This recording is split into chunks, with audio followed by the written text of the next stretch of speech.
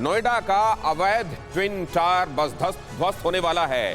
तो ये असल में ये ट्विन टावर एक तरीके से द टाइम बॉम्ब, ये आप कह सकते हैं कि it is almost like a time bomb. Corruption की बुनियाद पर खड़ी इस इमारत का काउंटडाउन पहले ही शुरू हो चुका है और टीवी 9 भारतवर्ष लगातार इससे जुड़े हर अपडेट्स और तकनीकी जानकारियां सबसे पहले आपके सामने ला रहा है। जब धमाका होने वाला होगा तो बिल्डिंग के अंदर क्या होगा, इसके लिए 400 करोड़ खर्च करके बनी इस इमारत को धाराशाही करने के क्या कुछ इंतजाम किए गए हैं और इसे गिराने में 18 करोड़ के खर्च को क्यों करने पड़ रहे हैं, तमाम जानकारियां आज आपसे होंगी साझा। और एक बड़ी चुनौती आसपास की सोसाइटीज हैं, उन लोगों पर क्या असर होगा, क्यों हजारों लोगों को एक दिन या कुछ घंटे के लिए शिफ्ट करने की जरूरत हुई और पूरे नोएडा पर इसका असर क्या होने वाला है। इसके लिए हमारे साथ वो लोग मौजूद हैं जो इस दायरे में रहते हैं, आसपास रहते हैं। अभी उन्हीं में से कुछ लोगों की आवाजाही आप कैमरे में नोटिस कर रहे थे। मेरे सहयोगी विपिन उन सभी लोगों की आवाज आप तक पहुंचाएंगे, उनके साथ बातचीत होगी और आज आप 1 घंटे के एक्सक्लूसिव कवरेज में हर कुछ जानेंगे। विपिन, आपको उन लोगों के साथ नजर आ रहे हैं जो लोग धड़कते दिल के साथ इस बात का इंतजार कर रहे हैं कि ये जो होने वाला है उनके आसपास वो किस तरीके से अंजाम दिया जाएगा। जब ये होगा तो कहीं ऐसा तो नहीं कि काम मुकम्मल होने से पहले कुछ ऐसा जिसका अंदेशा है वो देखने को मिले, और क्या ये सब कुछ निर्विघ्न निपट जाएगा और उनकी जिंदगी बाद में किसी दूसरे आम दिन की तरह चलती रहेगी। जरा ये देखिए, यहां इन ट्विन टावर्स को, जो असल में कई लोग कहते हैं कि असल में तो ये बुराई के बुत हैं, करप्शन के पुतले, उनको गिराने का काउंटडाउन शुरू हो गया है। 9 सेकंड्स के भीतर दोनों टावर जमींदोज होंगे कहा जा रहा है। ब्लास्ट की तैयारियां पूरी हो गई हैं, हर एक जगह पर एक्सप्लोजिव्स लगाए जा रहे हैं, उन तमाम जगहों को जिनको एयर मार्क किया गया था, और कुछ घंटे तक इस जगह आसपास के इलाके में सब कुछ बंद किया जाएगा। यहां तक कि करीब रहने वाले रेजिडेंट्स को यह कहा गया है कि आप अपने दरवाजे खिड़कियां भी बंद करके रखिए, क्योंकि इस दौरान न सिर्फ आवाज होगी बल्कि इसके बाद धुएं और धूल का गुबार भी होगा। तो लिहाजा लोगों से इस दौरान सतर्क रहने और अपनी सुरक्षा सुनिश्चित करने के लिए कहा गया है। और इसमें वक्त कितना बचा है, ये काउंटडाउन नीचे आप टाइमर देख रहे हैं, 48 घंटे कुछ मिनट अब इसमें बाकी। ये हिंदुस्तान में सबसे बड़े कंस्ट्रक्शंस में से एक जो आज तक इतिहास में जिनको जमींदोज किया गया है, और ये जाहिर है पूरे देश के लिए कौतूहल का विषय है। हर एक व्यक्ति बड़ी दिलचस्पी से ये देख रहा है कि ये टावर जिनको बनाने में 10 साल से ज्यादा का वक्त लगा, ये 9 सेकंड से भी कम वक्त में 9 सेकंड में कैसे जमींदोज होंगे, और उस दौरान कहीं कुछ अनहोनी तो नहीं होगी।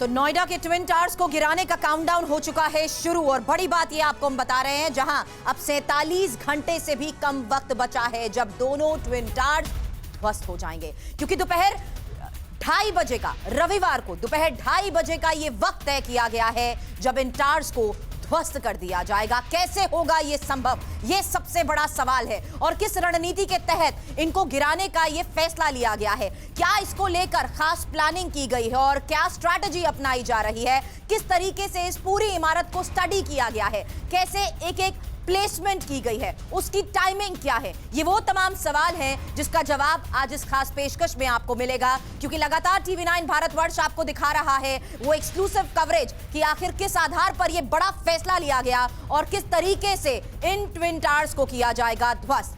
तो 48 घंटे से भी कम समय बचा है जब ट्विन टावर्स रविवार दोपहर 2:30 बजे ध्वस्त कर दिए जाएंगे, लेकिन ये होगा कैसे, ये एक बड़ा सवाल है, और ना सिर्फ एक दिलचस्पी बल्कि एक कंसर्न भी लोगों का बना हुआ है। क्यूरियोसिटी के साथ साथ एक कंसर्न भी है कि आखिर इन्हें ध्वस्त कैसे किया जाएगा, क्या वो टेक्निक है जिसे अपनाया जा रहा है जिसके तहत ये बड़ा फैसला लिया गया है कि 9 सेकंड के अंदर ये दोनों बड़ी इमारतें ध्वस्त हो जाएंगी।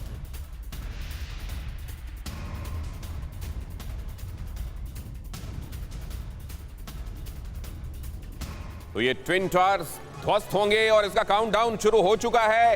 अब ये एक तरीके से टाइम बॉम्ब है। 28 अगस्त को नोएडा के ट्विन टावर ध्वस्त कर दिए जाएंगे। 28 अगस्त को ये टावर ध्वस्त होंगे और लगभग इसी तरीके की तस्वीर उस वक्त दिखाई देगी आपको, जो इस समय स्टूडियो में ध्वस्त होते हुए इन टावर्स को आप देख रहे हैं। और रविवार दोपहर 2:30 बजे ट्विन टावर में ब्लास्ट किया जाएगा। इलेक्ट्रिक वायर जो एक्सप्लोजिव्स को आपस में कनेक्ट किए हुए हैं, उनके जरिए इसे डेटोनेट किया जाएगा, ट्रिगर किया जाएगा। 9 सेकंड के भीतर जमींदोज हो जाएंगे दोनों टावर्स।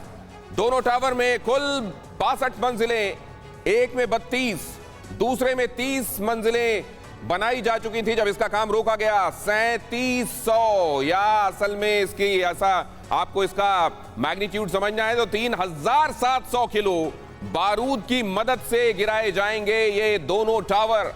दोनों टावर को गिराने में करीब 17 करोड़ 55 लाख रुपए का खर्च। हमारे साथ जुड़ने वाले खास मेहमानों और हमारे रिपोर्टर्स के साथ, सहयोगियों के साथ आपका परिचय करा देता हूं। सुरभि और विपिन से आप मिल चुके हैं जो मेरे साथ आपको ये खबरें बता रहे हैं। इसके अलावा पुनीत शर्मा ट्विन टावर नोएडा से हमारे साथ लाइव जुड़ रहे हैं, हमारे संवाददाता, और इस वक्त भी आप देख रहे हैं चौकन्ने होकर वो आसपास की जगहों को देख रहे हैं। यहां पर हालांकि बैरिकेडिंग करके आम लोगों की आवाजाही रोक दी गई है। रवि मिश्रा ट्विन टावर नोएडा के पास से हमारे दूसरे सहयोगी दूसरे एंगल से आपको ये खबरें और वहां से मिलने वाली तस्वीरें दिखाएंगे। और इसके अलावा हमारे साथ जुड़ रहे हैं यूबीएस तेओतिया जो कि प्रेसिडेंट हैं एमरल्ड कोर्ट RWA, और ये विसल ब्लोअर हैं और इनकी जलाई हुई अलख आज यहां अपने मुकाम तक पहुंचती हुई दिखाई दे रही है। ऐश्वर्या सिन्हा एडवोकेट हैं सुप्रीम कोर्ट में, बायर्स की एडवोकेट हैं, और उनसे हम समझेंगे कानूनी पेचीदगियां कैसी कैसी कब कब कहां क्या रही। कर्नल अनुराग शुक्ला जो कि एक्सप्लोजन से रिलेटेड जानकारी आपको बहुत प्रिसाइज तरीके से बारीकी से देंगे और आप समझ पाएंगे कि ये सब कैसे अंजाम दिया जाएगा, क्योंकि देखने में बहुत बड़ा टास्क लग रहा है।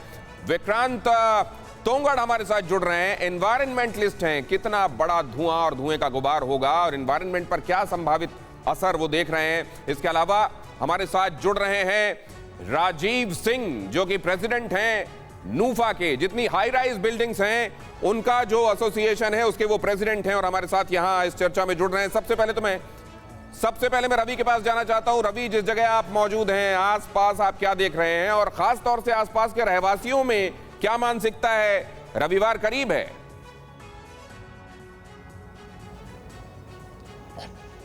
दिनेश, रविवार करीब है और इस रविवार का इंतजार बरसों से था। देखिए, मैं जहां पर मौजूद हूं मेरे ठीक पीछे वही इमारत है, वही बिल्डिंग है जिसकी चर्चा भारत ही नहीं, दिनेश ध्यान रखिएगा, भारत ही नहीं पूरी दुनिया में है।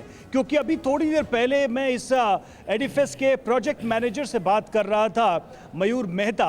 उन्होंने कहा कि दुनिया में जब ये ऑपरेशन सक्सेसफुल हो जाएगा तो दुनिया की सबसे ऊंची इमारतों को गिराए जाने के जितने भी रिकॉर्ड्स हैं उनमें से ये एक होगा और ये दुनिया के सबसे बड़े ऐसे प्रोजेक्ट्स में शुमार होगा जब इस तरह के इम्प्लोजन से, देखिए एक्सप्लोजन नहीं वो बोल रहे थे, वो एक वर्ड का एक टर्म का इस्तेमाल करते हैं, इम्प्लोजन से इसको गिराया जाए, यानी कैलकुलेटेड इनसाइड एक्सप्लोजन जिसमें ये मलबा बाहर नहीं बल्कि अंदर की तरफ गिरेगा। तो वो ये कह रहे थे कि सुरक्षित है, 99% इसमें कहीं कोई रिस्क नहीं है।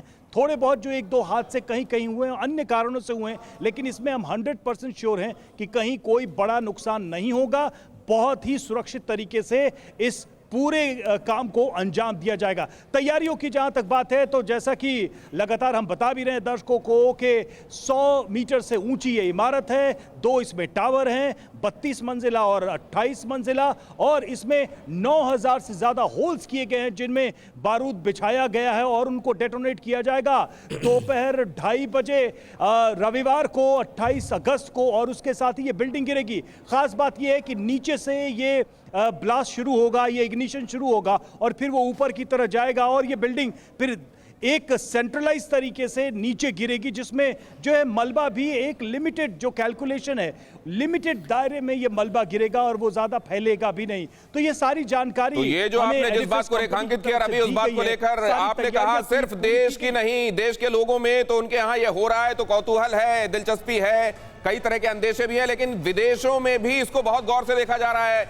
आज तक जितनी बड़ी इमारतें ध्वस्त की गई हैं उसमें यह भी एक रिकॉर्ड बनने वाला है और यह अपने आप में अनोखा है। कैसे होगा विस्फोट, सुरभि आपको बता रही है। और जिस तरीके के सवाल हैं उसको लेकर एक एक इंफॉर्मेशन अब हम आपको यहां पर दे रहे हैं कि आखिर ये विस्फोट होगा कैसे। तो बड़ा सवाल यही बना हुआ है कि आखिर ये विस्फोट होगा क्योंकि अंदर अगर देखें तो दोनों टावर में एक साथ विस्फोट किया जाएगा, जिसके बारे में रवि भी हमें बता रहे थे। और क्या स्ट्रैटेजी अपनाई जा रही है विस्फोट के लिए, दोनों टावर्स में ही 9640 होल कर दिए गए हैं। आपको ये बता दें, हर होल में यहां पर 40 ग्राम से लेकर 160 ग्राम बारूद भरा गया है। और किसी कॉलम में अगर हम यहां पर देखेंगे, अलग अलग एरियाज को आइडेंटिफाई किया गया है। आइडेंटिफाई किस बेसिस पर किया जाता है? जो सबसे ज्यादा कमजोर होते हैं वहां पर आइडेंटिफाई करके उनकी प्लेसमेंट्स की जाती है। यानी 4 होल इसमें होंगे, किसी में 5 होंगे। और दोनों टावर्स को जिस तरीके से बनाया गया उसमें हर बिल्डिंग पर यानी हर फ्लोर पर प्लेसमेंट्स की जाएंगी, क्योंकि दोनों टावर में बताया जा रहा है 3000 से ज्यादा 3700 किलो विस्फोट भरकर इसे एक्सप्लोसिव करने की तैयारी है। लेकिन एक्सप्लोसिव इज द वर्ड जो अभी हमारे संवाददाता वहां पर रवि भी बता रहे थे, लगातार संपर्क में है उन तमाम इंजीनियर्स से जो इसकी एग्जीक्यूशन को लेकर प्लान बना रहे हैं। और सबसे बड़ी बात यह है कि एपेक्स टावर के हर फ्लोर पर बताया जा रहा है ऐसे 170 कॉलम है, 170 कॉलम यहां बताए जा रहे हैं, जबकि सियान टावर के हर फ्लोर पर 60 कॉलम को लेकर जानकारी मिल पाई। अब टावर में 2650 कॉलम में विस्फोट को भर दिया गया है।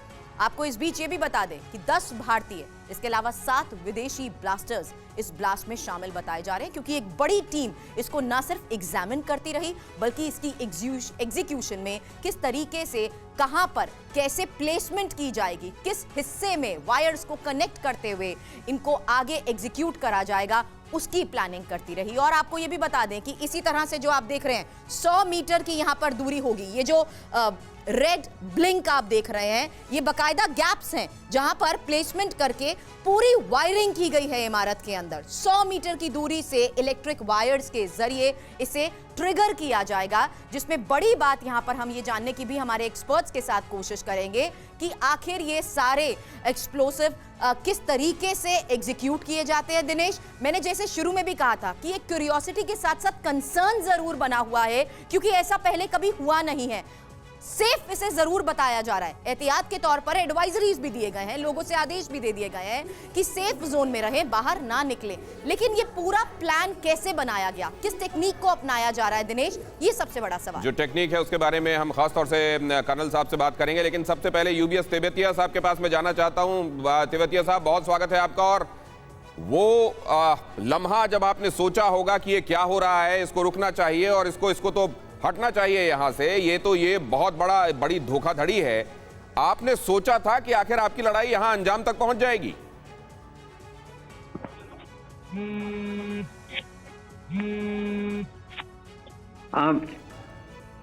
Please repeat it again. Sir, आपने सोचा था कि आखिरकार ये ध्वस्त होंगे ट्विन टावर, या आपको बीच में लग रहा था कि शायद ये लड़ाई अंजाम तक ना पहुंच पाए आपकी? I'm sorry, there was another call. Can you call me again, please? What is your question? Sir, would you be able to comprehend Hindi, or do you want me to ask? In both. Okay, so मैं आपसे ये पूछ रहा हूँ sir कि ये आपने सोचा था कि आपकी लड़ाई अंजाम तक पहुंच जाएगी? जी हाँ, अब बिल्कुल सही क्वेश्चन पूछा है आपने। ये 2011 से हम लड़ाई लड़ रहे हैं और आज करीब 10 साल हमने लड़ाई लड़ चुकी है।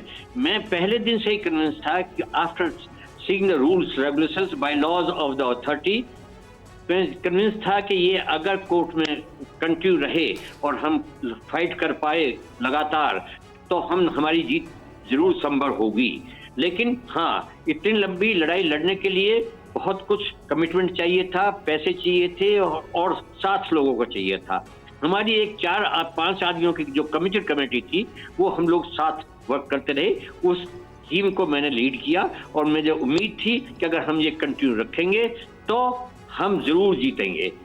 उसके अलावा तेवतिया साहब, आप एक और सवाल का जवाब जरूर दें प्लीज। अब जब इसको गिराया जा रहा है, कोई एप्रीहेंशन आसपास के लोगों में किसी बात का है, या ये लोगों को पूरा भरोसा है कि एक्सपर्ट्स बहुत अच्छे तरीके से हैंडल करेंगे और सब कुछ निर्विघ्न हो जाएगा? देखिए, जो 2-3 टावर्स के खासतौर से एक एस्टेट 2 का जो है, उन लोगों में थोड़ा डर है क्योंकि वो बहुत ही क्लोज है और डर स्वाभाविक है। लेकिन वो भी पता लग गया है उनको कि ये एक्सपर्ट्स और जो एडिफिस है, जो जेट है, और उसके बाद ऊपर जो सुपरविजन CBRI का है जो किया है, तो उससे अब वो भी आश्वस्त हो रहे हैं कि कुछ नहीं होगा, लेकिन फिर भी मन में डर तो रहेगा। ठीक और है, एक और सवाल सर, क्योंकि मैं यहाँ फिर उस चर्चा को आगे ले जाना चाहता हूँ कि आपको लगता है ये एक नजीर बनेगा उन लोगों के लिए जो समझते हैं कि सिस्टम में लड़ाई लड़ने से कुछ होता नहीं, उनके नजीर बनेगा, और उन लोगों के लिए भी जो सोचते हैं कि करप्शन के जरिए, सेटिंग के जरिए वो कुछ भी कर सकते हैं? बिल्कुल ठीक कहा आपने। सबसे बड़ा जो एडवांटेज है, जो सेटिस्फेक्शन है, वो ये है कि आगे पूरे देश में ये नजीर की तरह देखा जाएगा कि अगर आप लड़ना चाहते हैं और आप में कमिटमेंट है और आप लड़ सकते हैं, तो जरूर सच की जीत होती है, सच की ही जीत होती है, और वो भगवान ने इसमें करके दिखा दिया गया है। तेवतिया साहब, तो इस लड़ाई के आप मैस्कट हैं, चेहरे हैं, और इसके लिए एक तरीके से आपको बधाई मिलनी चाहिए। और इस पूरे मामले से जुड़ा हुआ एक अहम पहलू मैं इस खबर में आपको बताने वाला हूं। ट्विन टावर को गिराने की सभी तैयारियां मुकम्मल कर ली गई हैं। आसपास की सभी सोसाइटीज को ढक दिया गया है। सोसाइटी के लोगों को दूसरी जगह पर, जहां अनिवार्य लग रहा है कि यहां पर लोगों को शिफ्ट किया जाना चाहिए, उनको दूसरी जगह शिफ्ट करना भी शुरू कर दिया गया है। ट्विन टावर को गिराने की तैयारियों को मुकम्मल किया जा रहा है। बहुत सारी बातों का ख्याल रखा जा रहा है। टावर को ढक दिया गया, आसपास के टावर्स को, और सोसाइटी के लोगों को दूसरी सुरक्षित जगहों पर शिफ्ट किया जा रहा है। और जब एक बार इसको सुरक्षित तरीके से अंजाम दे दिया जाएगा तो उन लोगों को एक खास वक्त के बाद वापस आने भी दिया जाएगा। और हमारे साथ जो अभी लोग यहाँ मौजूद हैं, जरा उनका रुख भी मैं करना चाहता हूँ। कर्नल साहब, सबसे पहले पूरा देश और दुनिया ये जानना चाहती है कि जाहिर है ये वो लोग हैं जो एक्सपर्ट हैं इस मामले में और जिनको मालूम है ये काम कैसे किया जाना है, फिर भी चूक की गुंजाइश होती है या मेटिकुलसली ऐसे प्लान किया जाता है कि हर कुछ प्लान तरीके, कंट्रोल तरीके से होता है? जी, ये बिल्कुल एक कंट्रोल तरीके से एक्सप्लोजन किया जाएगा। इसमें सुरक्षा का खास ध्यान रखा जाएगा और इसमें पूरी कोशिश की जाएगी कि बगल की इमारतों में या किसी को कोई क्षतिग्रस्त ना हो। सबसे पहले मैं आपको इसकी टेक्निकल बात बताना चाहूँगा। टेक्निकल ये है कि किसी भी तरह का एक्सप्लोजन करने के 4 कंपोनेंट्स होते हैं। सबसे पहला कंपोनेंट है एक्सप्लोजर इटसेल्फ। जो एक्सप्लोजिव हमने इसमें यूज़ किया है, जैसा आपने बोला है, 3700 किलोस यूज़ किया है, जो कि 5 ग्राम से लेके 50 ग्राम से लेके 150 ग्राम पर होल में डाला गया है। और ये एक मिक्सचर है डायनामाइट, इमल्शन और प्लास्टिक एक्सप्लोजिव का एक मिक्सचर बनाया गया है। और इसका पर्पस ये है कि इसको चार्ज लगाया जाता है और चार्ज के कई फॉर्म होते हैं। सर, एक सेकंड रोकूंगा। कर्नल शुक्ला, ये आप बता रहे हैं प्लास्टिक इमल्शन और डायनामाइट का जो एक्सप्लोजन, उसकी जो आवाज हम सुनते हैं, क्या उसको कम करने के लिए इसको खास तरीके से तैयार किया जाता है या वैसे ही आवाज होती है और वैसे ही विध्वंस होता है? जी, एक्सप्लोजन के पर्पस अलग अलग होते हैं। किसी एक्सप्लोजन का पर्पस काइनेटिक एनर्जी को जनरेट करना होता है, जिसमें कि हमें एक शॉक वेव डाली जाती है जिससे कि स्ट्रक्चर टूट जाता है। तो डायनामाइट का काम ये होता है कि एक शॉक वेव वो प्रोड्यूस करता है, काइनेटिक एनर्जी प्रोड्यूस करता है, जो आसपास का एरिया होता है उस पर जाके स्ट्राइक करता है और उसको तोड़ने का काम करता है। लेकिन यहाँ पे स्टील बार्स हैं। इस वाले बड़े टावर्स के अंदर स्टील बार के ऊपर एक सीमेंट का स्ट्रक्चर है जो कि बहुत मजबूत है। तो इसको तोड़ने से पहले हमारे को कंपोजिशन इस तरह से बनाया गया है कि टेम्परेचर राइज होगा। एक तरह से 1 मिली सेकेंड के लिए टेम्परेचर ऑलमोस्ट 1000 डिग्री तक जाएगा और उसके बाद जब एक्सप्लोजन होगा, उसके बाद जब काइनेटिक एनर्जी आएगी हीट वेव्स, शॉक वेव्स के जरिए, तब वो शटर हो जाएगा। तो इसीलिए कंबशन किया गया है। तो ये किस तरीके से अंजाम दिया जाएगा? और सबसे बड़ी राहत वाली बात ये, कर्नल शुक्ला एक्सपर्ट जब आपको ये बता रहे हैं कि अंदेशे की गुंजाइश नहीं के बराबर है और ये सब कुछ कंट्रोल तरीके से अंजाम दिया जाएगा। और एक और अहम खबर देखिए, इसी से जुड़ा हुआ एक और अहम पहलू ट्विन टावर को लेकर अभी की ये बड़ी खबर है। नोएडा में ड्रोन उड़ाने पर पाबंदी लगी। 26 से 31 अगस्त तक ड्रोन उड़ाने पर रोक लगाई गई। ट्विन टावर गिराने की वजह से ड्रोन उड़ाने पर रोक।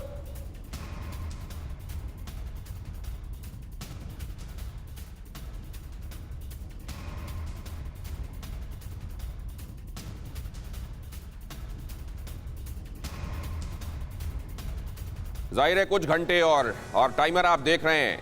कुछ घंटे और ये बड़े ट्विन टावर्स धड़ाम। सोसाइटी में लोगों की आवाजाही पर रोक लगा दी गई है।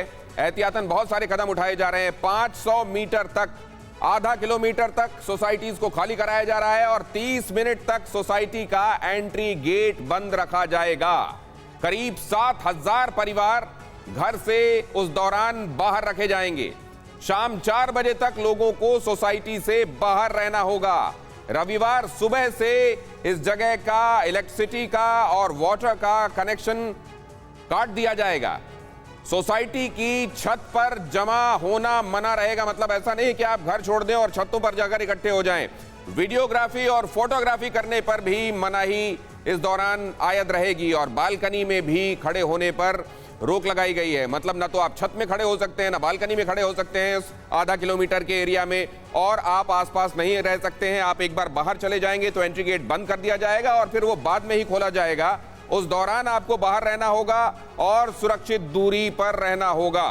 जाहिर है इसमें बहुत सारी मेटिकुलस प्लानिंग लगती है और तब इसको अंजाम दिया जाता है। लेकिन अब ये, क्योंकि हमारे साथ ऐश्वर्य भी जुड़े हुए हैं, ऐश्वर्य सिन्हा एडवोकेट हैं, बायर्स के एडवोकेट्स हैं, उनके पास हम जाएंगे। आप स्टैंड बाय मोड में रहिएगा सर। लेकिन तब तक मैं विपिन के पास जाना चाहता हूं।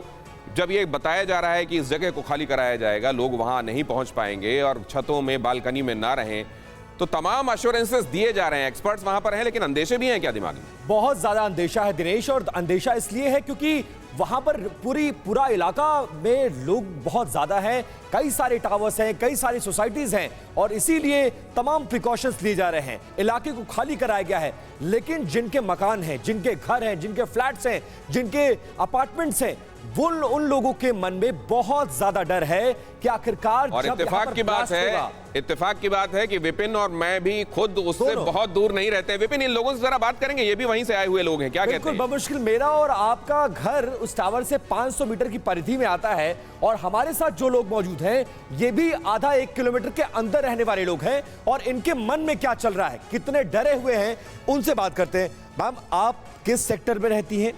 इस ट्विन टावर को जो गिराया जाना है उसको लेकर क्या दिमाग में चल रहा है? क्या किसी तरह का डर है आप लोगों के मन में? जी, डर तो बिल्कुल है कि इतना बड़ा जब डेमोलेशन होने जा रहा है जी, तो मन में बहुत डर है कि क्या होगा, कैसे होगा, या किसी को चोट लग सकती है या किसी को नुकसान हो सकता है। तो एक तरह का डर तो बना हुआ ही है। अगर एक छोटी सी बिल्डिंग गिरती है तो डर लगता है, तो ये इतना बड़ा टावर है तो डर बना हुआ है, बड़ा टावर गिर रहा है।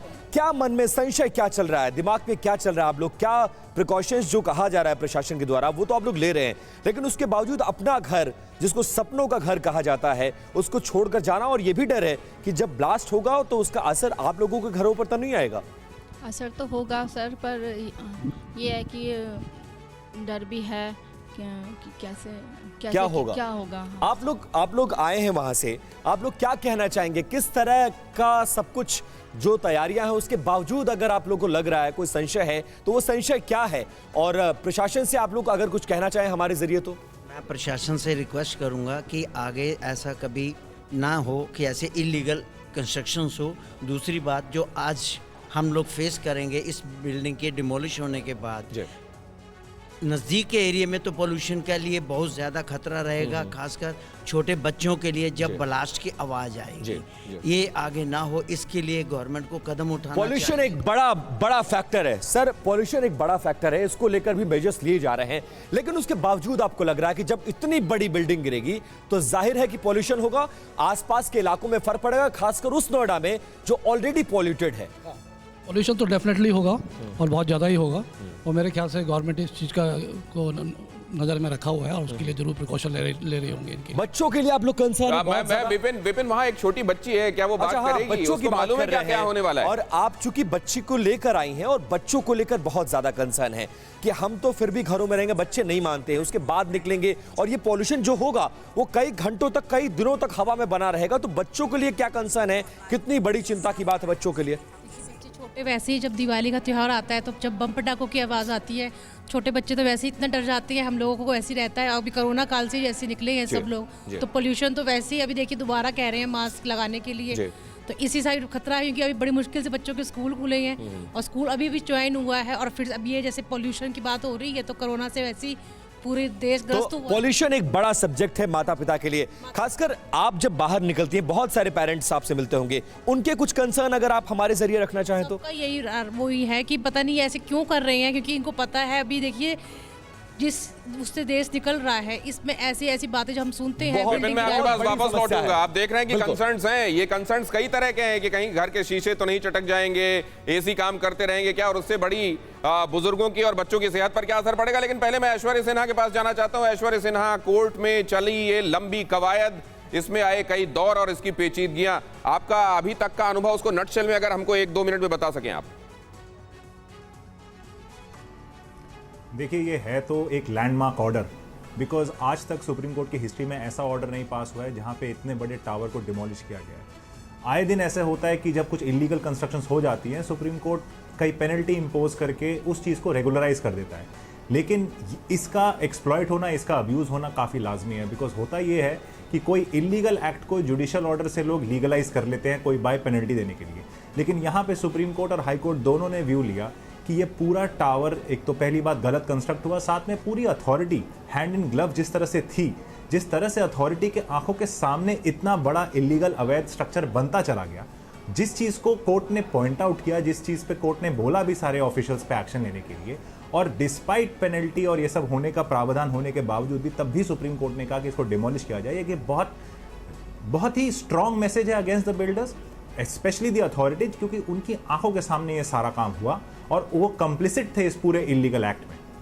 लेकिन सबसे बड़ी बात यह है कि इसमें जो ये अभी एक कोलेटरल डैमेज होगा, देखिए बहुत सारे लोग ऐसे हैं जो अब इस बात को लेकर कंसर्न हैं, वो जो आसपास रहते हैं, वो जिन्होंने कभी इसमें इन्वेस्ट किया था, न जाने कितने सारे स्टेक होल्डर्स हैं जिनके लिए कुछ लोगों की जो करप्शन की जो बात है वो उन सब पर भारी पड़ने वाली है। एक अहम खबर और इससे जुड़ा हुआ अहम पहलू आपको सुरभि बताने वाली।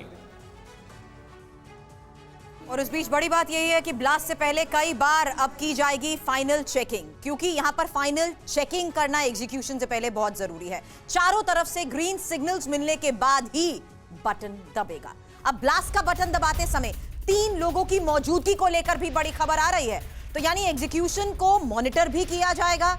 टाइमिंग और प्लेसमेंट को लेकर तो बड़ी बातें हम आपको यहां पर बता रहे हैं, लेकिन ब्लास्ट का बटन दबाते वक्त भी 3 लोगों के वहां पर मौजूद रहने को लेकर क्या जानकारी पुनीत हमारे दर्शकों के साथ आप शेयर कर पाएंगे, क्योंकि आप लगातार उस टीम के संपर्क में भी हैं जो अब उस फाइनल एग्जीक्यूशन को लेकर बड़े फैसले ले रही है। तो पुनीत से इस बारे में और बात करूं उससे पहले आपको बता दें कि जिस तरीके से प्लानिंग की गई है, जिस तरीके से प्लेसमेंट्स की जा रही हैं और जो टाइमिंग है वो बड़ा सवाल बना हुआ है। इसलिए पुनीत, जो टीम लगातार इसकी एग्जीक्यूशन को लेकर बड़े फैसले ले रही थी, मेरा सवाल आपसे यही है पुनीत, अब किस तरीके से रिहर्सल्स की गई है, या ये कहें कि ये देखा गया है कि टाइमिंग के साथ साथ प्लेसमेंट बहुत मायने रखती है इसमें?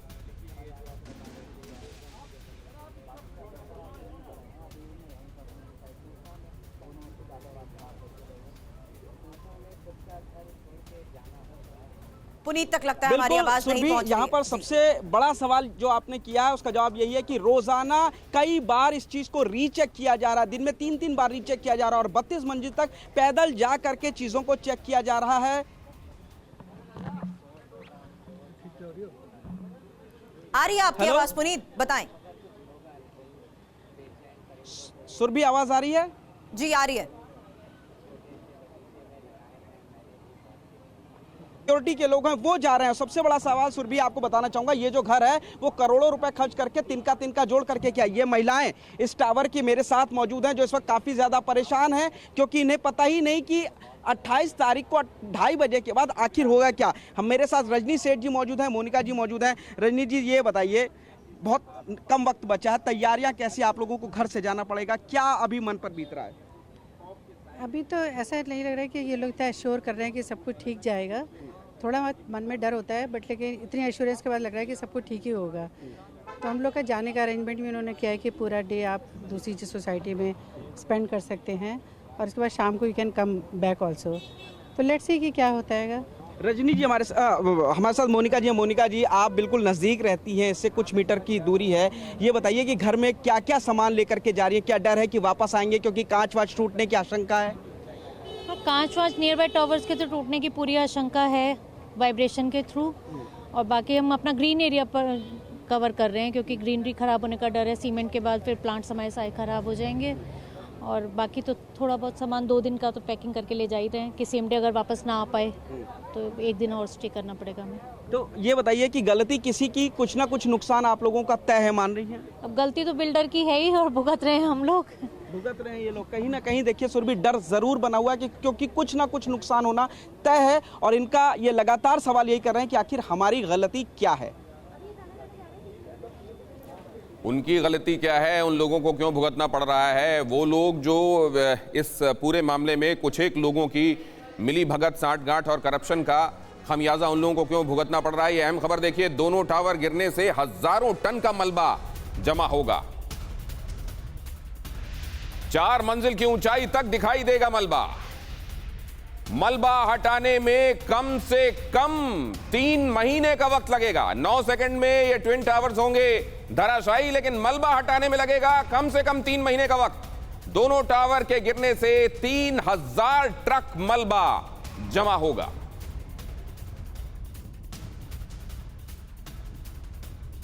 जरा समझिए कि कितना मेहनत टास्क है ये। ब्लास्ट के बाद मलबे का अंबार नजर आएगा। दोनों टावर गिरने से 55,000 टन से ज्यादा का मलबा इकट्ठा होगा। मलबा हटाने में 3 महीने से ज्यादा का वक्त लगेगा। दोनों टावर गिराने से 3000 ट्रक मलबा इकट्ठा होगा और टावर ढहने के 10 मिनट तक रहेगा धूल का गुबार। मलबा ढोने के लिए 1200 से 1300 ट्रकों का इंतजाम करना पड़ेगा। कई फेरीज में वो इस मलबे को हटाएंगे। 21,000 क्यूबिक मीटर मलबा नोएडा में अलग अलग जगहों पर डंप किया जाएगा।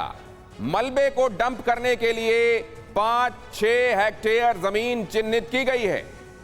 मलबे से लगभग 4000 टन स्टील यानी लोहा निकलेगा।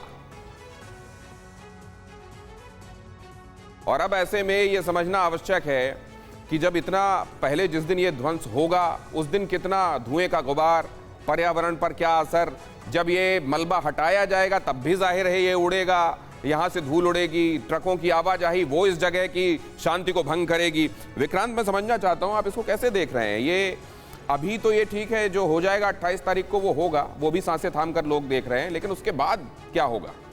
बिल्कुल, देखिए सर, अभी सभी का फोकस ये है कि ये जो डिमोलिशन हो रहा है ये सेफली हो जाए, किसी तरह की हानि ना हो, और हमें अपनी एक्सपर्ट एजेंसीज के ऊपर भरोसा होना चाहिए। और ये बहुत प्लान्ड तरीके से हो रहा है। जहाँ तक पॉल्यूशन का एक विषय है, बिल्कुल ये काफ़ी महत्वपूर्ण विषय है। तो पॉल्यूशन शुरुआत से ही हो रहा है। जो लोग वहाँ रह रहे हैं कंस्ट्रक्शन फेज़ में, उन्होंने पॉल्यूशन को झेला है। अब डिमोलिशन में सबसे ज़्यादा पॉल्यूशन होगा। उसके बाद पोस्ट डिमोलिशन में जो मलबा वहाँ से हटाया जाएगा, CNT वेस्ट बोलते हैं, जिससे वो शिफ्ट होगा, वो भी पॉल्यूशन क्रिएट करेगा। जहाँ तक डस्ट क्लाउड की बात है, क्योंकि जब विस्फोट होगा तो एक बहुत बड़ा गुब्बार धूल का पैदा होगा। अब वो कितना प्रभावित करेगा, कितने घंटों तक, कितने दिनों तक इसका प्रभाव लोगों के स्वास्थ्य पर पड़ेगा, पर्यावरण पर पड़ेगा, ये विंड फ्लो या मौसम की कंडीशंस पर डिपेंड करेगा। लेकिन फिर भी लोगों को आंखों में इरिटेशन हो सकती है, जिनको सांस लेने में प्रॉब्लम है या जो अस्थमा के पेशेंट हैं, आसपास 1-1.5 किलोमीटर के दायरे में उन्हें कुछ असुविधा हो सकती है। खासकर बच्चों और बुजुर्गों को ध्यान रखना होगा, मास्क लगा के रखना होगा, और एजेंसीज को भी ये गौर करना होगा, क्योंकि अभी तक जितनी मीडिया रिपोर्टिंग में चीज़ें सामने आ रही हैं, डस्ट कंट्रोल को लेके ब्लास्ट के तुरंत बाद कोई अरेंजमेंट एज सच नहीं दिखाई दे रहा है। वाटर स्प्रिंकलर की कहीं बात की जा रही है कि लगाए जाएंगे, कि सामने में देखने में आ रहा है कि ऐसा कुछ नहीं लगा हुआ है। तो शायद एजेंसीज को यहाँ क्लैरिटी रखनी चाहिए कि डस्ट जो कंट्रोल करने के जो मेजर्स हैं, क्या वो प्रॉपर लिए जा रहे हैं। नोएडा अथॉरिटी का कहना है कि टैंकर लगाए जाएंगे। क्या टैंकर से इस डस्ट को कंट्रोल किया जा सकता है जो विस्फोट के दौरान पैदा होगी? तो पॉल्यूशन, ये बहुत बड़ी बात कही जा रही है कि ये जो C&D मलबा होगा, ये कंस्ट्रक्शन डेमोलिशन से जुड़ा हुआ मलबा, और इसको हटाने में उस दौरान जब ये होगा कितना सारा धूल और धुएं का गुबार होगा, कितना बीमार कर सकता है वो धूल का गुबार, क्या कर देगा बीमार, ये अहम इंफॉर्मेशन आपके सामने में रखने वाला हूं। और उसके बाद इस चर्चा को आगे बढ़ाएंगे। कुछ और महत्वपूर्ण पहलू आपके साथ शेयर करने वाला हूं। धूल का गुबार कर देगा बीमार, आंखों में जलन, खुजली होने की समस्या। डॉक्टर्स ने आगाह किया है कि इस तरीके की समस्याएं हो सकती हैं, इसलिए प्रिकॉशंस लेकर रखें, मास्क लगाकर रखें, और हो सके तो उस समय अपने घर के अंदर ही रहें। कम से कम पर्याप्त वक्त तक, जब तक ये सुनिश्चित ना हो जाए कि अब सेटल कर गया होगा धूल का गुबार। सांस के मरीजों को खास तौर से, ये चेंजिंग वेदर है, अब हम ठंड की तरफ जा रहे हैं, वैसे भी जिनको अस्थमा या एलर्जिक समस्याएं होती हैं, ब्रोंकाइटिस से लेकर अस्थमा तक, ये सब कुछ इस समय बढ़ती हुई देखी जाती है। खास तौर से सतर्क रहना होगा क्योंकि धूल उसको और ज्यादा बढ़ा सकता है। सिर दर्द, क्रॉनिक ब्रोंकाइटिस, स्किन रैशेस, इस तरह की समस्याएं सामने आ सकती हैं। और क्योंकि इसमें एलर्जी होगी तो नाक बहना,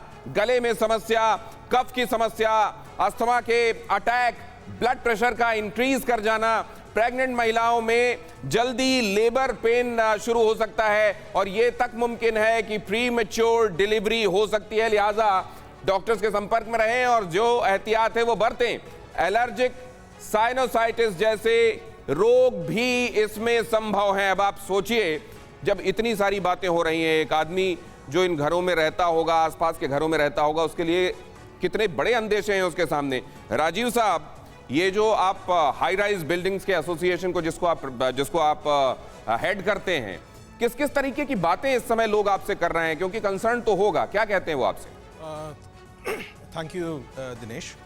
सबसे पहले तो मैं आपका प्रश्न का उत्तर देने से पहले मैं I would like to congratulate जितनी एओज ने इस पे काम किया है। 10 साल की कड़ी मेहनत के बाद ये रिजल्ट्स आए हैं, तो जितने लोग इसमें वेलफेयर वाले हैं उन्होंने एक ट्रू एग्जाम्पल सेट किया है फ्यूचर के लिए, एंड बिल्डर्स और बायर्स के बीच में एक डिफरेंट रिलेशनशिप को डेवलप किया जाएगा एज वी मूव फॉरवर्ड। ये मैं इसलिए बोल रहा हूँ कि ये एक लैंडमार्क डिसीजन हुआ है, ये जो मील का पत्थर जिसको बोलते हैं उस तरह का डिसीजन हुआ है इस बार, जो कि इससे बहुत फ्यूचर में, नॉट ओनली नोएडा, सिर्फ नोएडा में नहीं पूरे देश में इसके फ़ायदे होने वाले हैं। इसमें एक चीज़ जो निकल के आएगी वो सबसे बड़ी चीज़ है अकाउंटेबिलिटी। जो भी अकाउंटेबिलिटी है, जहाँ पर क्रैक्स हैं सिस्टम में, जहाँ पर जो देखे नहीं गए हैं जब ये बिल्डिंग बन रही थी, वो उनकी अकाउंटेबिलिटी सेट होगी। मोर ट्रांसपेरेंसी, सिस्टम के अंदर ट्रांसपेरेंसी चाहिए बहुत ज़्यादा।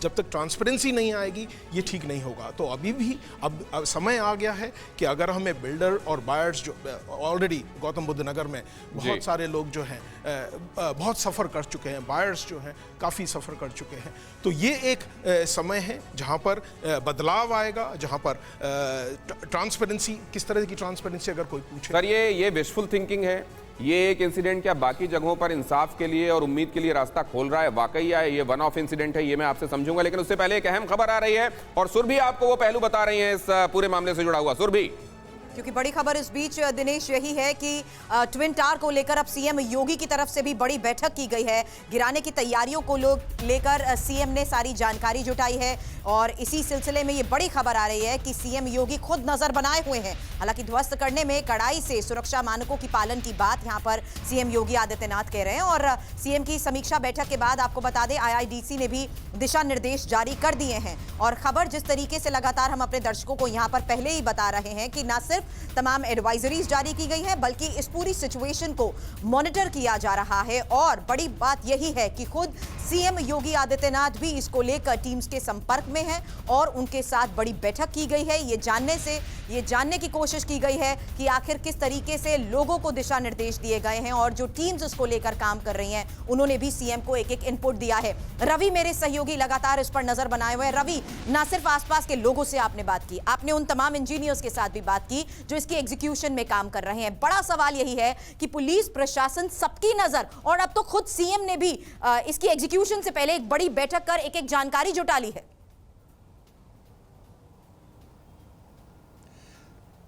जब हमने एडिफिस के इस प्रोजेक्ट मैनेजर से बात की तो उन्होंने एक बात कही सुरभि, वो ये कहा कि हमारे अब तक के जो इस तरह के अनुभव रहे हैं इंडिया में, सबसे ज़्यादा हमें कोऑपरेशन, सहयोग नोएडा की तरफ से देखने को मिला है, नोएडा के एडमिनिस्ट्रेशन की तरफ से देखने को मिला है। इसका मतलब ये है कि सरकार हो या स्थानीय प्रशासन हो, सबकी नज़र है और सबकी कोशिश यही है कि ये जो पूरा ऑपरेशन है ये सक्सेसफुल हो, सेफ हो और ढंग से हो, ताकि कहीं कोई परेशानी ना हो। और इसके लिए जो कंपनी जिसने काम लिया है उसको भी पूरा सहयोग और मदद दी जा रही है। आपको बता दें, एक बहुत इंपॉर्टेंट जो जानकारी हासिल हुई है वो ये कि इस बिल्डिंग के गिरने के बाद जो मलबा होगा उसको भी हटाने का काम जो है एडिफिस के ही हाथ में है, यानी कि उसको रिलोकेट करना और जो स्क्रैप निकलेगा वो एडिफिस के पास जाएगा कॉन्ट्रैक्ट के तहत। तो ये कई सारी छोटी छोटी बातें भी अब सामने आ रही हैं। एक बड़ी दिलचस्प बात यह है कि देखिए इस पूरे काम में इंटरनेशनल एक्सपर्ट्स हैं, क्योंकि भारत में इस तरह के जानकार, इस तरह के काम करने वाले लोग बहुत कम हैं, या फिर उतनी प्रोफिशिएंसी, उतनी दक्षता नहीं है। दुनिया में बहुत कम लोग हैं और 4 बड़ी कंपनियां ऐसी, उनमें से एक कंपनी जिसके साथ एडिफिस मिलकर ये काम कर रही है साउथ अफ्रीका की, वो लोग भी यहाँ ग्राउंड पर मौजूद हैं और उसके जिस एक्सपर्ट की बात की जा रही है उनका बड़ा अनुभव। लेकिन दिलचस्प बात देखिए कि इसके लिए न तो कहीं पढ़ाई होती है, न दुनिया में कोई कोर्स है, न इसके लिए कहीं कोई इंजीनियरिंग करने की जरूरत पड़ती है। उन्होंने कहा कि अलग अलग फील्ड्स के लोग होते हैं, कोई माइनिंग का होता है, कोई किसी को एक्सप्लोजन की जानकारी होती है, कोई कंस्ट्रक्शन का एक्सपर्ट होता है। ऐसे आप ये कह रहे हैं कुल मिलाकर रवि कि जिस तरह से यहाँ पे अथॉरिटीज कोऑपरेट कर रही हैं उन एजेंसीज के साथ जिनको इसे अंजाम देना है, और एजेंसीज की अपनी प्रोफिशिएंसी इस बात को लेकर हमें अश्योर करती है कि सब कुछ ठीक से हो जाने वाला है। लेकिन क्योंकि हम कार्यक्रम के आखिरी पड़ाव में पहुंच चुके हैं, विपिन, बहुत जल्दी से क्या ये बातें वहां रह रहे लोगों को आश्वस्त करती हैं? बिल्कुल संक्षेप में आप लोग बताइए, जो भी तैयारियां की गई हैं, क्या उन तैयारियों से आप लोग संतुष्ट हैं या अभी भी लग रहा है कि कुछ अंत वक्त में गड़बड़ हो सकता है? हो सकता है, बिल्कुल हो सकता है। ये कोई बड़ी बात नहीं है कि हमारे यहाँ पर बुजुर्ग हैं, बच्चे हैं, उनको परेशानी हो सकती है इन सब चीज़ों से। परेशानी हो सकती है। मैम कुछ कहना चाहेंगे आप? मैं तो यही कहना चाहती हूँ कि आगे ये चीज़ें होनी ही नहीं चाहिए, क्योंकि ये चीज़ें एक जनरल हम लोगों को, आम जनता को फेस करनी पड़ती है। कईयों को, बिल्डर्स का तो कुछ नहीं जाता, वो तो बना के चले जाते हैं, पीछे से भुगतने के लिए जनता रह जाती है। कोई कंसर्न जो आपको लगता है अभी तक इस डिबेट में सामने ना आ पाया हो? ये कि बुजुर्गों के लिए और बच्चों के लिए ठीक नहीं है। बहुत मेजर कंसर्न यही है कि बुजुर्ग और बच्चे, बुजुर्गों और बच्चों के लिए कुछ और यहाँ पर हमारे संवाददाता भी बता रहे हैं। लेकिन अभी एक बात यहाँ विक्रांत ने कही कि डस्ट को सेटल कराने के लिए उस दौरान स्प्रिंकलर या क्या किया जाएगा, क्या युक्ति लड़ाई जाएगी, इसको देखकर कुछ सामने दिखाई नहीं दे रहा है। कुछ कहना चाह रहा है आप लोग? 20-20 सेकंड की कमेंट कीजिए प्लीज। जी, तो इसके लिए जो आपने बात करी और विक्रांत जी ने बात करी, जो डस्ट की समस्या है, हमारी जो पॉल्यूशन से रिलेटेड समस्या है, उसके लिए एज अ फेडरेशन हमने 2 दिन का वहाँ पर कैंप लगाया जा रहा है। एक तो डिमोलिशन डे से पहले एक हम प्राइवेट हॉस्पिटल के साथ हम लोग ने एक टाई अप किया है और लगभग 50 से 60 लोगों का हम लोग प्लान है कि सैटरडे को हम लोग उनका PFT कराएं, जो कि चेस्ट का चेकअप होता है, और उसके फिर डिमोलिशन के बाद कम से कम 5-6 दिन बाद फिर अगेन देखा जाए कि उस पर क्या इफेक्ट आया है, ताकि एक रिसर्च मुहैया हो सके आने वाले दिनों के लिए। कर्नल शुक्ला, कोई एप्रीहेंशन? जी, मैं इसमें ये प्रकाश डालना चाहूँगा कि अगर आपने बिल्डिंग के ऊपर देखा होगा, एक ब्लैक कलर का और एक वाइट कलर का क्लॉथ लगाया गया है। इसको जो बोलते हैं जियो टेक्सटाइल। जियो टेक्सटाइल एक विशेष प्रकार का कपड़ा होता है जिसके अंदर बहुत ज़्यादा टेंसाइल स्ट्रेंथ होती है, और इसके अंदर जो ब्लास्ट होगा और उसके बाद अचानक निकली हुई धूल को कर्व करने की थोड़ी सी क्षमता होती है। Definitely it will not be 100%, but definitely 40 से 50% वो धूल को रोकने में कामयाब है। और एक अहम खबर आ रही है, सुरभि आपको बता रही है। सुरभि, बड़ी खबर इस वक्त की है दिनेश, जहां ट्विन टावर केस में सुप्रीम कोर्ट का बड़ा आदेश सामने आ रहा है। निवेशकों को भुगतान के लिए पैसा जमा करने का ये आदेश, इस वक्त ये बड़ी खबर हम आपको बता रहे हैं। और साथ ही टाइमलाइन भी दे दी गई है, 30 सितंबर तक 1 करोड़ रुपए जमा करने के ऑर्डर दिए गए हैं। सुपरटेक को 30 सितंबर तक 1 करोड़ जमा कराने होंगे। इस वक्त ये बड़ी खबर हम आपको बता रहे हैं। अब अक्टूबर में मामले पर अगली सुनवाई भी होगी। हालांकि उससे पहले, आज हुई सुनवाई से पहले, इस वक्त ये सबसे बड़ी खबर हम आपको बता रहे हैं, जहां कोर्ट की तरफ से बड़ा आदेश दिया गया है। और ये पैसे देने को लेकर यह आदेश दिया गया है। ट्विन टावर केस में सुप्रीम कोर्ट में जिस तरीके से आज सुनवाई हुई है, उसके तहत निवेशकों को भुगतान के लिए पैसा जमा करने का आदेश दिया गया है, और साथ ही इसके लिए बकायदा समय सीमा दी गई है। 30 सितंबर तक 1 करोड़ रुपए जमा करने का ऑर्डर दिया गया है। ऐश्वर्य सिन्हा वकील इस वक्त हमारे साथ बने हुए। ऐश्वर्य जी, बहुत जरूरी है, हर हालात को लेते हुए कोर्ट कंसिडर भी कर रहा है और संज्ञान में भी ले रहा है, हर तथ्य को रखते हुए। जी देखिए, बहुत ही अहम मुद्दा है ये एक प्रेसिडेंट ऑफ सॉर्ट्स है, बिकॉज ये डिटर करने वाली बात है बाकी बिल्डरों को। बिकॉज आए दिन आप ये सुनने में आता है कि किसी बिल्डर ने अवैध कर दिया, FAR के विरुद्ध उसने अपना सैंक्शन एक्सपैंड कर दिया और वो चीज़ को रेगुलराइज कर देता है बाद में पेनल्टी वगैरह दे के। तो ये जो सुप्रीम कोर्ट ने इस चीज़ को स्पेशली अथॉरिटी को टारगेट करते हुए जिस तरह से ये निर्णय लिया है, ये एक लैंडमार्क है। और आई होप आगे ऐसा ना हो, बिकॉज जैसे मैं सुन रहा हूँ बाकी लोगों की ओपिनियन, क्योंकि यहाँ हर मामले को कोर्ट जिस तरीके से संज्ञान में ले रहा है, उसके तहत ये बड़ी खबर है। मेरे सहयोगी पीयूष इस वक्त हमारे साथ जुड़ चुके हैं। पीयूष, कोर्ट की तरफ से क्या आदेश?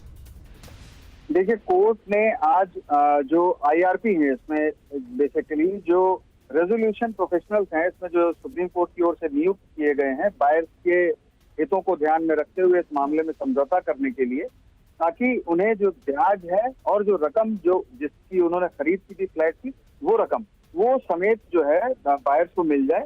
तो आज सुप्रीम कोर्ट ने 30 सितंबर तक 1 करोड़ रुपए जमा करने के लिए आदेश दिया है और वो 1 करोड़ रुपया बेसिकली बिल्डर के जरिए IPR जो है, IRP जो है बेसिकली रेजोल्यूशन प्रोफेशनल्स हैं, वो जमा कराएंगे रजिस्ट्री में 1 करोड़ रुपए, ताकि जो निवेशक हैं उनको भुगतान पीयूष, किया जा बहुत धन्यवाद। आगे आपसे ब्यौरा लेंगे क्योंकि यहाँ वक्त समाप्त हो रहा है। ये ट्विन टावर ध्वस्त होने वाले 28 तारीख को, तो ये टाइम बॉम्ब है क्योंकि उस दिन एक्सप्लोजन होगा। हालांकि इसमें किसी तरीके की कोई हानि ना हो, एक्सपर्ट्स ये सुनिश्चित कर रहे हैं। हर एक अपडेट हम आपको अवगत कराते रहेंगे इससे जुड़ा हुआ, लेकिन यहाँ एक ब्रेक के लिए रुकेंगे। उससे पहले आप सभी का शुक्रिया अदा करेंगे